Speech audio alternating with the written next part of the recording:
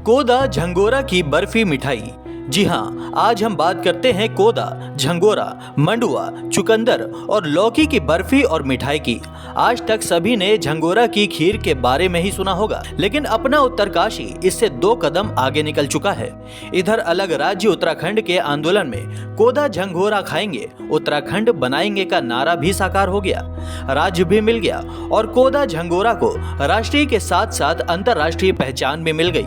बात करते हैं फिर से मोटे अनाज की मिठाइयों की। नागथड़ी मणि।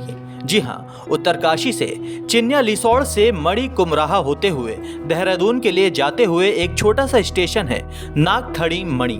इस छोटे से बाजार में मिठाई चाय की एक दुकान में जब मैं चाय पीने के लिए रुका तो मिठाई के काउंटर पर सजी मिठाइयों पर उनके नाम के बोर्ड लगे हुए थे।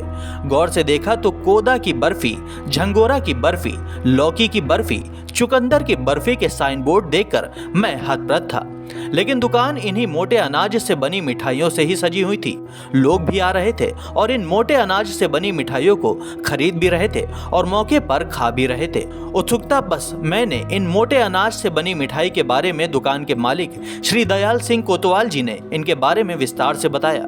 देश में ज्वार, बाजरा, रागी, जौ, कोदो, झंगोरा, कौड़ी, मार्चा, चीणा, सामा, बाजरा, सावा, लघु धान्य या कुटकी, कांगनी और चीना फसलों के मोटे अनाज के तौर पर जाना जाता है। आदिकाल से अपने पहाड़ में मोटे अनाज की भरमार हुआ करती थी, लेकिन तब मोटे अनाज को खाने वालों को लोग दूसरे दर्रे का मानते थे। यह धारणा थी समाज की। मोटे अनाज की उपयोगिता और इसके गुणों से ज्यादा व्यंग्य नहीं थे लोग। जानकारी का अभाव भी था। समय के साथ साथ मोटे अनाज की पैदावार भी कम होने लगी, क्योंकि लोगों ने मोटे अनाज की जगह दूसरे फसलों को तवज्जो देना शुरू कर दिया और समाज की धारणा के अनुसार लोग चावल धान की फसल की ओर बढ़ गए। समय फिर लौट के आया और स्वस्थ स्वास्थ्य के लिए मोटे अनाज के भरपूर गुणों से लोग परिचित हुए। फिर से बाजार में इस पहाड़ी मोटे अनाज की भारी मांग होने लगी, लेकिन इस दौर के आते आते मोटा अनाज बाजार से भी गायब था और खेतों से भी। बाजार में मोटे अनाज की डिमांड मांग ज्यादा होने लगी तो मोटा अनाज फिर से खेतों में लौटने लगा। ग्रामीण भी मोटे अनाज की फसलों को उगाने में रुचि दिखाने लगे।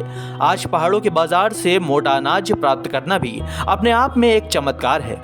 बाजार में मोटा अनाज कम और मांग ज्यादा है। इधर मोटे अनाज ने समूचे देश में जगह बना ली है। उत्तरकाशी से दस्तक टाइम्स के लिए लोकेंद्र बिष्ट की रिपोर्ट। ताजा तरीन खबरों के लिए सब्सक्राइब करना ना भूलें दस्तक टाइम्स। बेल आइकन दबाकर पाएं देश विदेश की लेटेस्ट खबरों की नोटिफिकेशन।